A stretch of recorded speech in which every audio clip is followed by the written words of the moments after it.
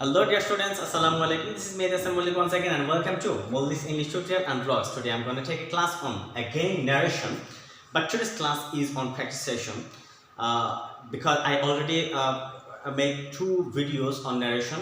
First one is about all about documents which is needed in narration, and second one is all about sentence, that how can we change one sentence to another sentence according to the structures of tense and others as well. And today this is I presented it from Rajshahi Board 2018.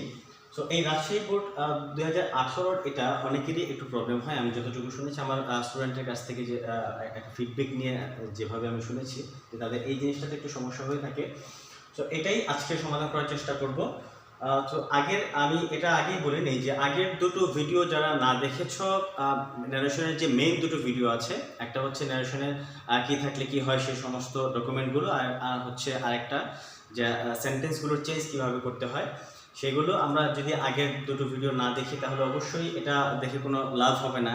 I think যে এটা আমাদের অবশ্যই সেটা আগে জানতে হবে, দেখতে হবে, তারপরে এখানে আসতে হবে। সো আমরা দেখে নিই যে এখানে আসলে কী বলেছে। আমি আগে পুরো প্যাসেজটা একটু পড়ে নিই, তোমরা একটু বোঝার চেষ্টা করো। Will you buy my hair asked Della. এখানে ডেলা নামক একজন ব্যক্তি, এটা হচ্ছে সে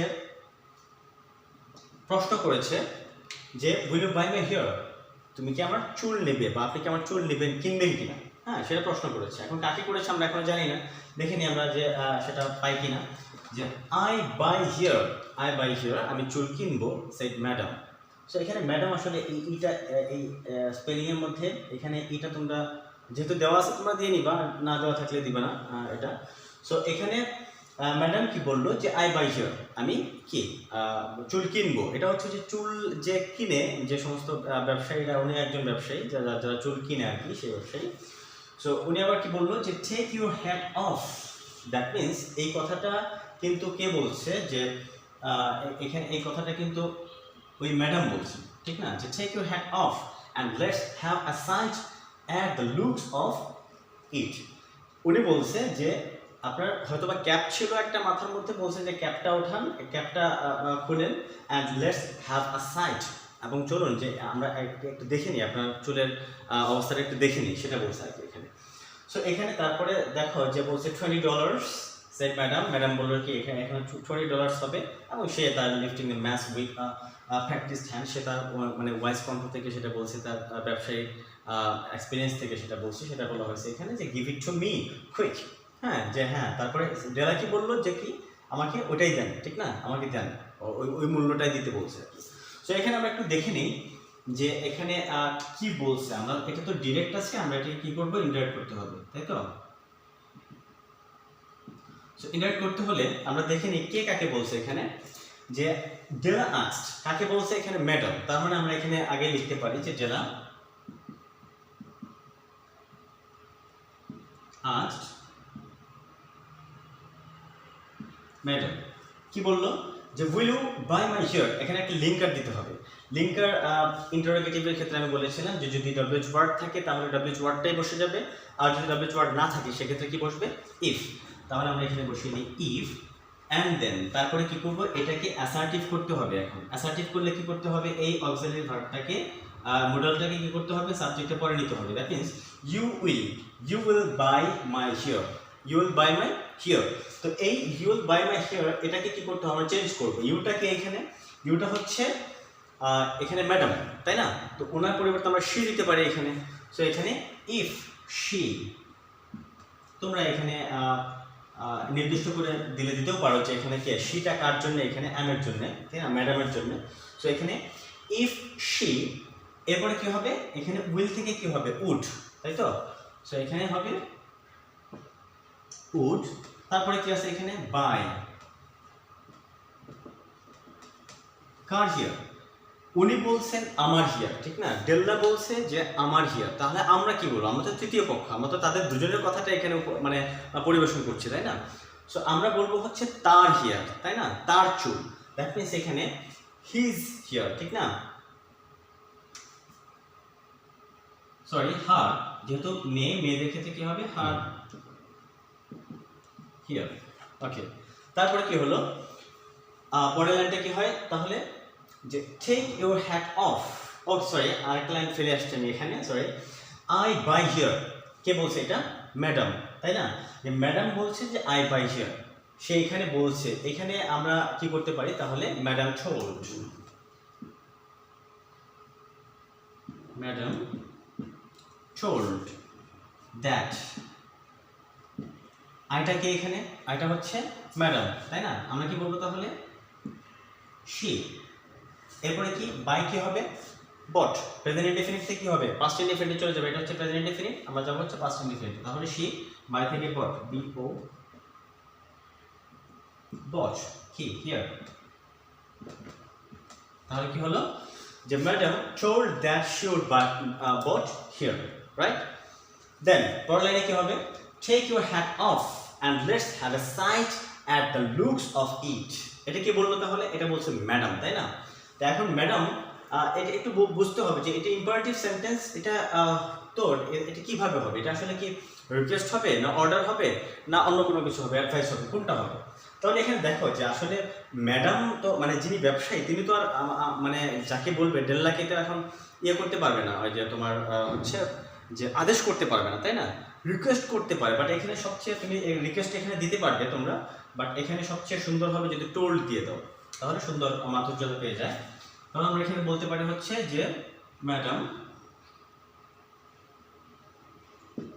টোল্ড ডেলা। সো এখানে যদি ইম্পারেটিভ হয় সেক্ষেত্রে আমাদের লিঙ্কটা কি হবে? টু, এরপরে যা আছে, ঠিক না? আমাদের ইম্পারেটিভ সেন্টেন্সের টেন্স তো কোনো পরিবর্তন হচ্ছে না।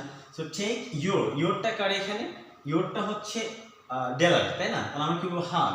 তাহলে take her to, take her hat off, hat off, and okay. এখন লেটস থাকলে কি হয়? সো আমি এটা অবশ্য আগের দুটো ভিডিওতেও আমি আনফরচুনেটলি বলিনি, এটা অনেকটাই মানে কম থাকে তোমাদের পরীক্ষাতে, সেজন্য আমি এটা স্কিপ করেছিলাম। সো আমি তারপরেও দিয়ে দিচ্ছি, এখন যেহেতু আমরা পেলাম সামনে, আমরা দিয়ে দিই যে লেটস, তুমি একটু লিখে নাও নিচে, লেটস অথবা লেট আস, এটা যদি থাকে, এটা থাকলে আমাদের কি করতে হবে? প্রথমে সাজেস্টেড অথবা প্রপোজড। সো এটা লেটস বা লেটস থাকলে আমাদের প্রথমে কি হবে? প্রপোজড অথবা সাজেস্টেড, দুটার যে কোনো একটা বলতে পারবো। এরপরে হচ্ছে কি একটা লিঙ্ক, আর লিঙ্কের কি হবে? দ্যাট, লিঙ্কের কি হবে? দ্যাট। তারপরে কি হবে? সাবজেক্ট হবে, এরপরে হচ্ছে সাবজেক্ট, অ্যান্ড দেন সাবজেক্ট দেওয়ার পরে কি হবে? Should,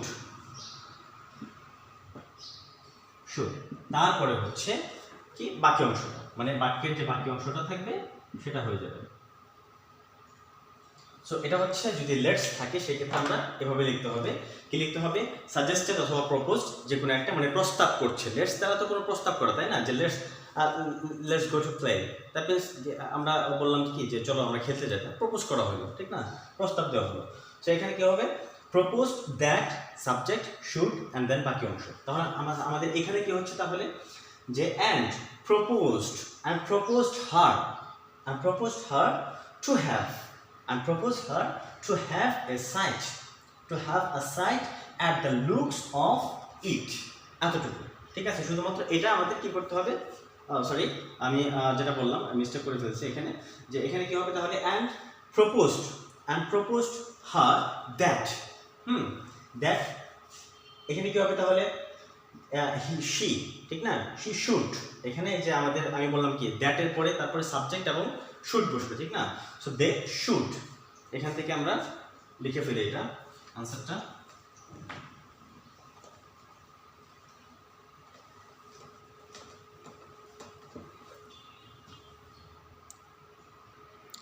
so and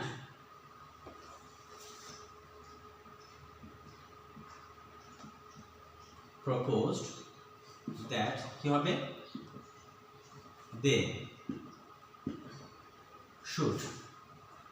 they should have a sight, have a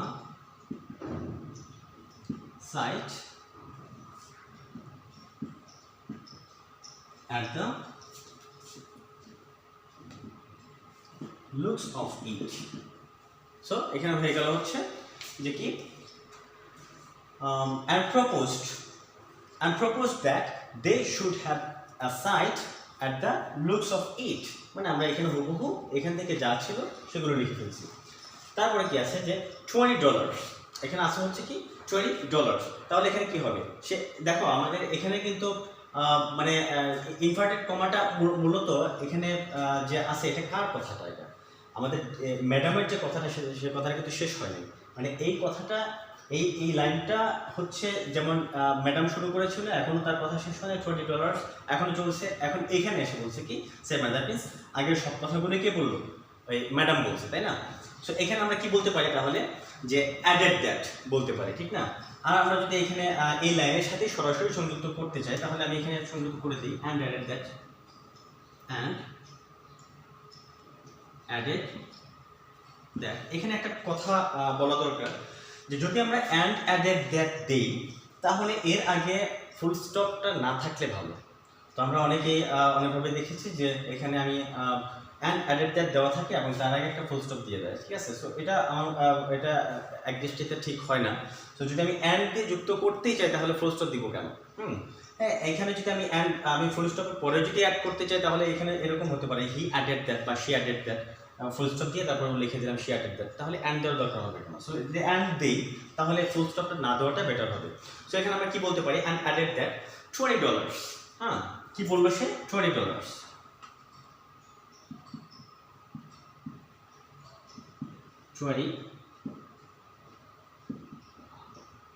$20। আচ্ছা, সে এটা কিভাবে বলছিল? ডলার্স বলার পরে দেখো সে এখানে বলছিল যে lifting the match with a practised hand. এটা আসলে দেখো এটা কিন্তু রিপোর্টিং ভার্বের মধ্যে পড়ে। আমি আগেও বলেছিলাম যে রিপোর্টিং ভার্বে অনেক কিছুই দেওয়া থাকতে পারে শুধুমাত্র তোমাদের কনফিউজ করার জন্য। সো ওদিকে দৃষ্টি না দিলেও হবে, টোটালি কোনো দৃষ্টি দিতে হবে না সেখানে, যে ওখানে টেন্সে কোনো পরিবর্তন হবে না, যা থাকবে সেগুলো দিয়ে দিবে হুবহু। শুধুমাত্র পার্সনের যদি কোনো পরিবর্তন করার থাকে তাহলে সেগুলো করে নিবা। সো এখানে যা আছে আমরা ঠিক তাই লিখে নেব, যে lifting the match with a practice hand.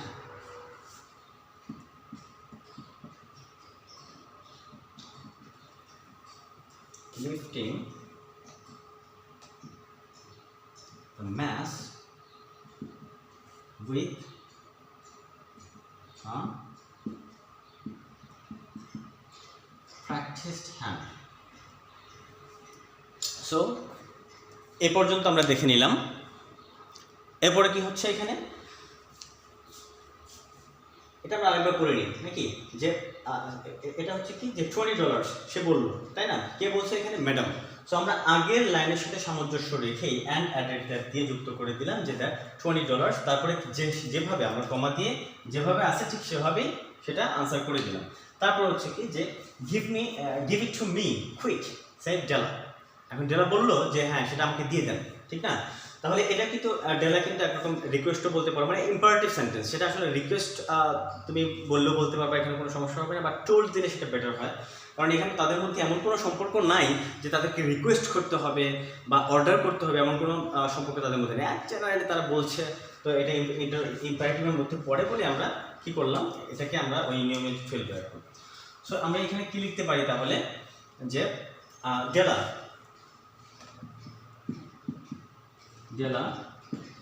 told madam